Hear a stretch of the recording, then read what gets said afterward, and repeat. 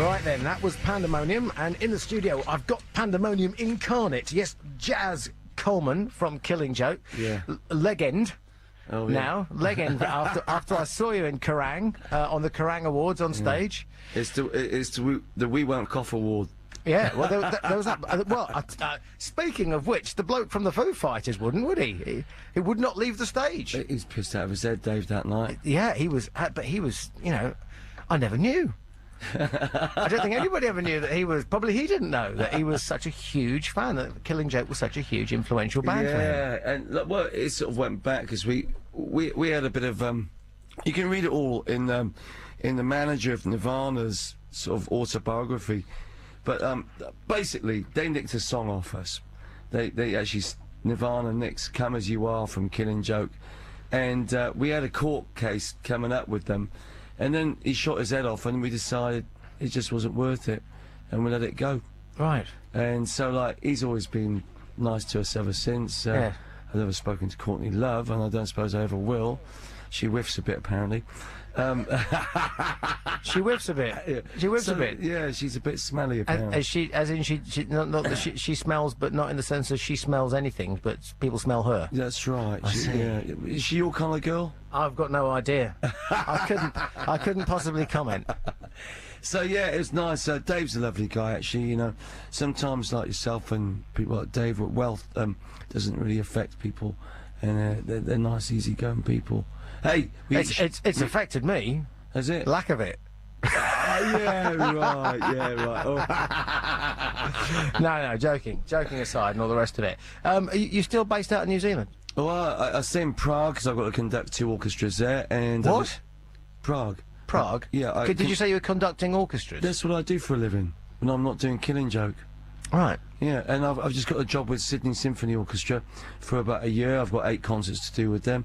So I kind of go from conducting orchestras and then to the madness of the boys and with Killing Joke, and we all live in Prague.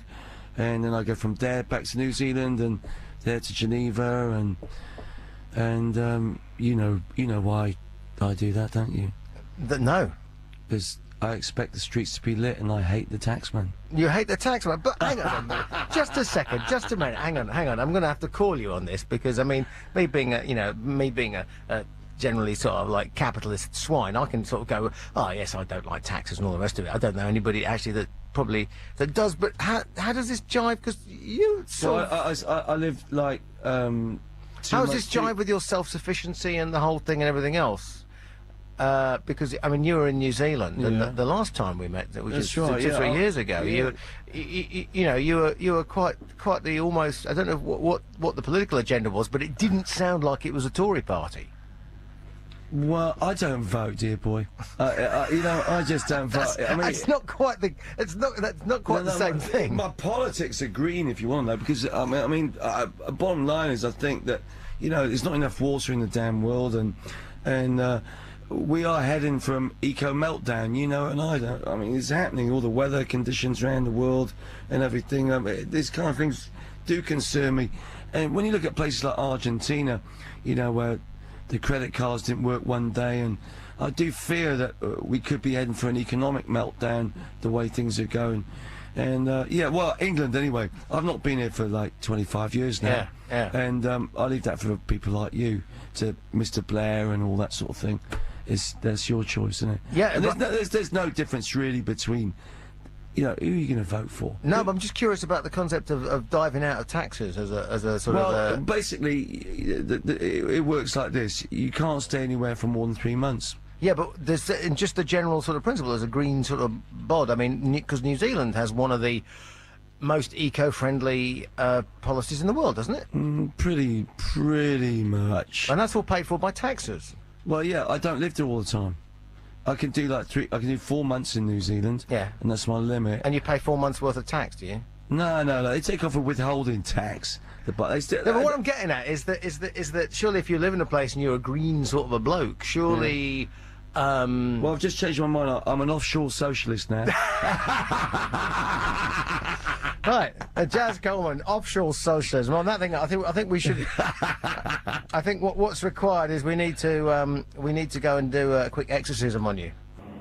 On BBC Six Music. Before the trail there, you heard Exorcism, and that was from Killing Joke, and Jaz Coleman's my guest, sitting here. Yeah, here we are again. Here we are again. Yeah, Yeah, go see Team America. If you are you a Thunderbirds fan? Remember Thunderbirds? Oh, They were the of course, little wooden puppets. yeah, that's right. Yeah. Well, Team America is sort of like grown-up Thunderbirds puppets. Very grown-up Thunderbirds puppets in one case. Yes. But we'll draw a veil swiftly over that and talk about the touring you've just been doing. You've just done some gigs over here, haven't you? Yeah, I've done, we just finished off the other night at like the Astoria, but we're doing sort of festivals all summer, and at the same time recording our new album in sort of different war zones. You know, I went to like Uzbekistan to put strings down. I went to like South Lebanon to put like percussion down, and I've been all over different places. I went to Taiwan to put some vocals down, just in like really shitty little studios. And the new album's called Hosannas from the Basements to Hell, because they're basement recordings, a bit like sort of when Metallica did the Garage Land EP sort of thing. We decided after sort of getting a bit too pro tooled up on the last album, there wasn't enough sort of a live feel on it, so we decided to go the opposite way on the next record. However, we haven't got that now, but that's what's that's what I've been doing. And the one thing I really hated about it was breaking down the studio and getting ready for like gigs, and then going back into the studio, and it's kind of been a mental sort of process. But yeah, I wanted to sort of do it in like dirt cheap, grubby little studios in really revolting parts of the world. That was my sort of idea for the next record. And does it? I mean, does it sound any good? Sounds great. Does it? Yeah. What were the ramifications of doing it in a war zone? I mean, was it actually... When you say a war zone, I mean, were bullets flying, or what was... You know, like Taiwan, I've got a feeling that there's a lot of tension there with China, and sooner or later something might happen, especially with people like Bush around. So I just went there to sort of pick up tensions, but I got a completely different result. I mean, the album's a lot more cheerful than the last one, and it's not about anything political or wars or anything like that. It's about celebrating life, and it's more tribal. And I found my spirits up, actually. I go into these war zones, I expected it to sort of be doom and gloom and the atmosphere I get out of the music, but it was actually the opposite. It was quite uplifting.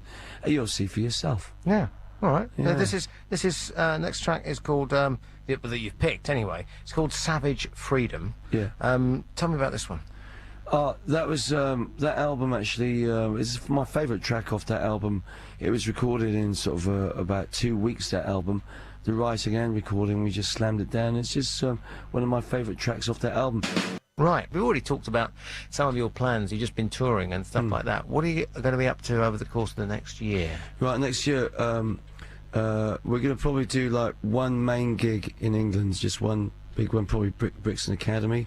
Not big by your standards, but Brixton Academy's pretty big. Yeah. It's pretty big, yeah. So we're going to do just one gig in England next year. That's it, and we're going to go to Angkor Wat, which is a sort of temple in Cambodia, and we're going to do a live DVD and play just new music there. And fascinating. Yeah, it'll be great fun. And we're doing a tour, a sponsored piss-up of the colonial bars of the world. Don't you like that idea? I love that idea. And who's sponsoring it? Well, we're doing it for it's called Forest in a Day, where we're going to hopefully plant a whole forest in one day, sort of, because I don't like people decide to go into sort of charity for trees and shit like that. Yeah. They don't answer back, eh? And so bark is worse than their bite. So yeah, we're organising that for next year. Yeah. And we're starting off at Hotel Windsor in Cairo. Then we're going to Nairobi from there, New Delhi from there to Hong Kong to the Northerners Club in Auckland to Gracie's in Samoa, and from there to the Caribbean. Do you need an airplane and a pilot? No, I was just coming to that, Bruce. Hey, I'll get you 757, mate. We're off. Will the 757 make it? Oh God, yeah. Yeah, absolutely. Yeah. So we're looking at things a little bit light-heartedly in the next year. And, well, that sounds absolutely fantastic. And having a good year, and then I'll take a year off after that. No, it sounds like you need it. Yeah. Last track is from your live album, which is out.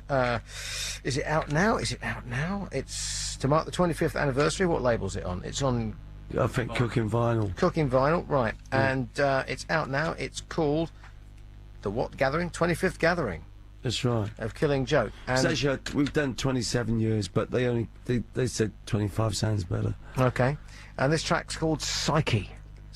Psyche, and it's live, and it's Killing Joke. Jaz Coleman, thank you very much for being my guest It's great tonight. to see you again, Chris. Yeah, and that round the world tour sounds absolutely cracking. You know, but dress code, eh? At Dress 3 code. o'clock. G&T's at 3 o'clock. I'm there.